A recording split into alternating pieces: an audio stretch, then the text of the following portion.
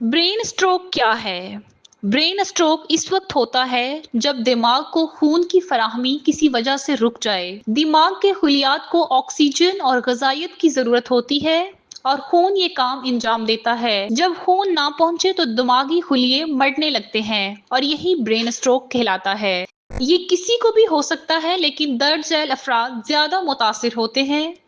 उधेड़ उम्र या बूढ़े अफराद, हाई ब्लड प्रेशर, शुगर या कोलेस्ट्रॉल के मरीज, तंबाकू नोशी करने वाले अफराद और खवातीन में फालिज का खतरा मर्दों के मुकाबले में ज्यादा होता है। इनकी अलामात में से चेहरे या जिस्म के एक तरफ सुन्न होना, बोलने में दिक्कत, कुछ समझने में दुश्वारी, अचानक चक्कर आना, शदीद सर दर्द, हाथ या टांग में कमजोरी वगैरह शामिल हैं। इसका इलाज अगर फौरी तौर पर कर लिया जाए तो ना सिर्फ जान बचाई जा सकती है बल्कि माजूरी से भी बचा जा सकता है। ब्लड प्रेशर, शुगर और कोलेस्ट्रॉल को कंट्रोल में रखें। तंबाकू और शराब नोशी से मुकम्मल परहेज करें।